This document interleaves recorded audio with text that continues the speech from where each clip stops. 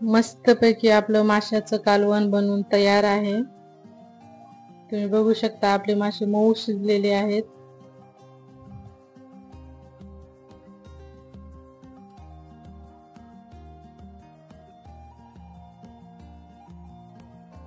नमस्कार, मी महिमा, स्वागत आहे तुमचं माझ्या रेसिपीमध्ये। तर आज मी दाखवणार आहे तुम्हाला गावरान पद्धतीने झणझणीत माशाचं कालवण। तर त्यासाठी मी इथं मासे स्वच्छ धुवून घेतलेले आहेत। आता यासाठी आपण एक वाटण करणार आहोत। तर त्यासाठी मी इथे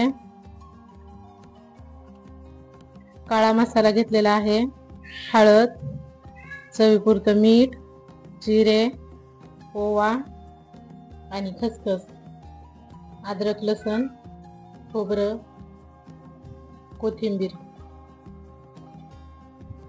आपण याचं वाटण करून घेणार आहोत। तर त्यासाठी मिक्सरच्या भांड्यामध्ये पहिल्यांदा खोबरं टाकलेलं आहे,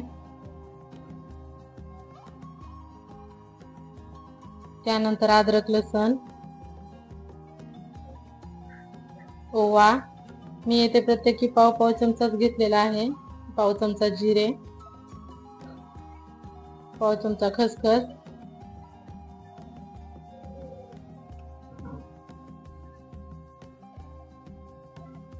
आणि 2 मोठे चमचे इथं घरगुती काळा मसाला घेतलेला आहे। तुम्ही तुमच्या अंदाजे कमी जास्त करू शकता। आणि चवीनुसार मीठ इथं आपण वाटणातच वापरणार आहोत। भरपूर सारी कोथिंबीर पण मी वाटणातच वापरणार आहे।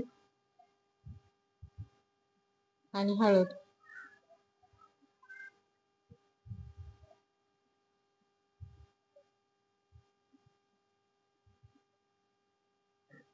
आता याचं वाटण तयार करून त्यामध्ये थोडंसं पाणी टाकलं आणि बारीक पेस्ट तयार करून घेतली। तर इथं कढईमध्ये तेल गरम करून घ्यायचं। तेल छान गरम झालं की त्यामध्ये आपण जे वाटण तयार करून घेतलेले ते वाटण टाकून घेऊ।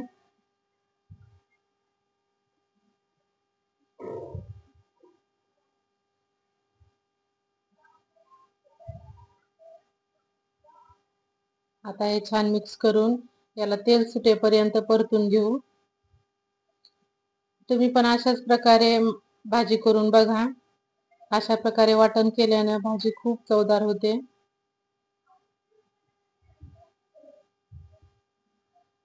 खमंग मसाला परतून घ्यायचा।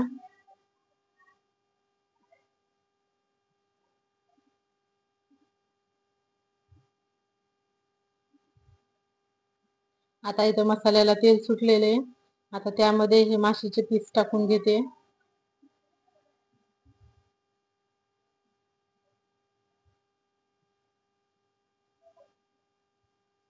सगळे हे पीस टाकल्यानंतर चांगल्या प्रकारे मिक्स करून घ्यायचं।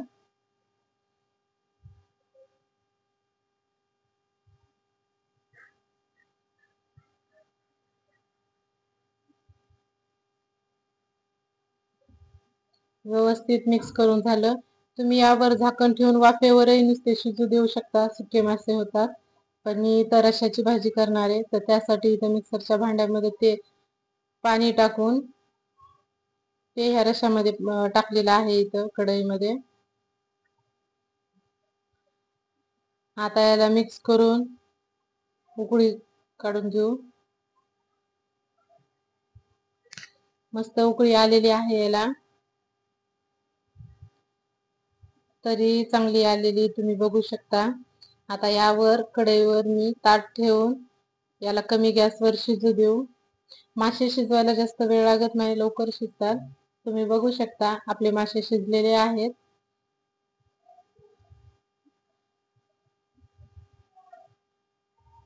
तयार झाले आहे आपलं माशाचं झणझणीत अशा प्रकारचं कालवण। तुम्ही पण अशा प्रकारे नक्की करून बघा। तुम्हाला माझी रेसिपी कशी वाटली हे मला कमेंट करून सांगा।